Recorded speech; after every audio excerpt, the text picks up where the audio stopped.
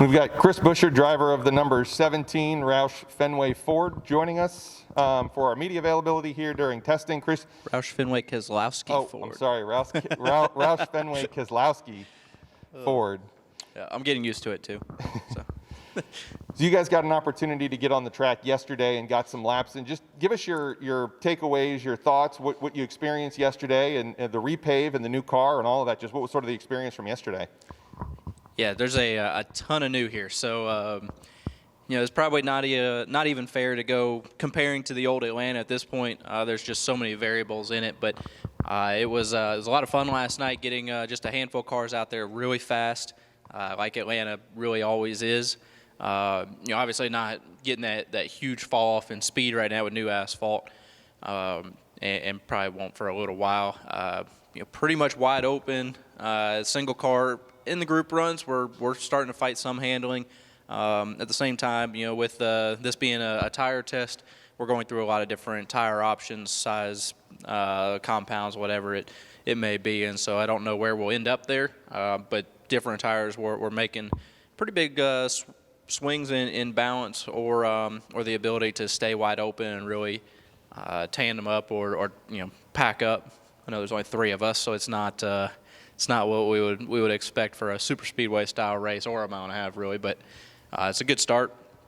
Unfortunately, we weren't able to get on track this morning just due to just moisture up on the track, and went out there first today and about wadded one up real quick. So fortunately, we saved that one. The sun has almost come out, and we're going to be able to go make some more laps here today. I think we have a few more group runs planned for Goodyear, for them to collect some more data, and then for the teams, I think we'll get a little bit of free time today, fighting some of the weather coming this way, but we'll get some free time to also go to work on this new car a little bit and start working on some of the little nuances and different things that we just haven't had a chance to really dive into yet. I haven't been on a mile and a half. I've been on Daytona and a road course, so it's been nice to get to a mile and a half racetrack, really feel out a lot of things, get a sense of how fast this car can be here and what it's going to feel like. We're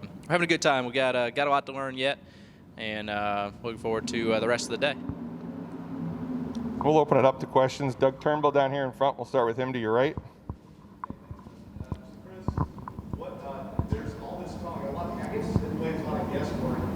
What is the difference between Roush Fenway Racing and Roush Fenway Keselowski Racing? I know it's the off season, so it's hard to tell maybe on the day-to-day. Since you've been in the older organization, what's the difference? I think off season's always a little bit different, right? It's always a lot of cleaning up and reorganizing. Obviously, a ton of that going on with Brad coming over. Really changing a lot of the structure of how the shop will flow. I think some of that's also a product of the new car. Now that we're not building everything in-house, it really changes the dynamic of how these cars will go together. I think that we've made a lot of personnel changes and moved a lot of personnel around, and so we're just trying to get in a rhythm there. I think that it's going to be really good. We have a lot of really positive outlooks for heading into this season, and we'll have to see the on-track product, right? And that'll be the real gauge as we get rolling. But right now, I have a lot of really good feelings about it. Really excited to fire this thing up. Over here, Chris, to your left, we got Alfred from.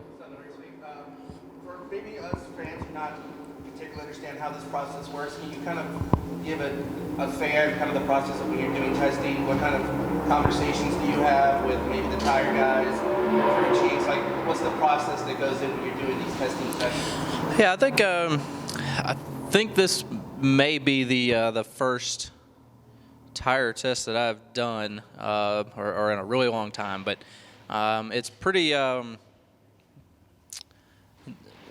I guess it's pretty simple in ways. It's kind of a slower moving process, but basically we come out. Goodyear has brought a control tire, and then different options, whether that be softer compounds, whether that be different staggers. That's something I've been working on a lot with this new car, is just stagger left to right to keep them tracking straight or responding a little bit more like the previous car. The rear independent suspension, the transaxle, everything has really changed a lot of that feel. I think some of the low profile tire has changed it as well, in just the deflection that we get. So basically we run this control tire, we basically establish a baseline.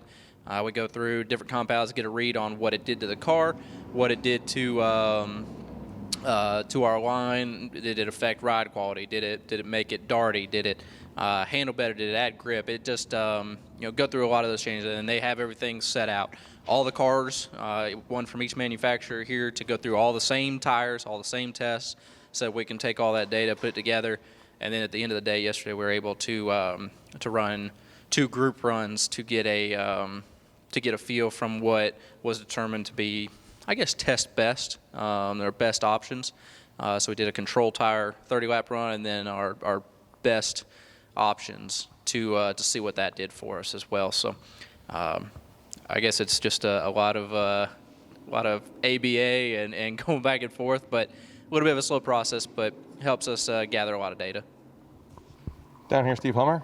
How much do you have to unlearn everything you know about this place? Basically, let's just call this a new racetrack. This one, with a new car, with the new surface, with the new configuration, it's not even something where you're trying to compare it. It's starting over. It's a brand new racetrack, and we're making notes and starting from a blank sheet. Dave Hickok's in the back.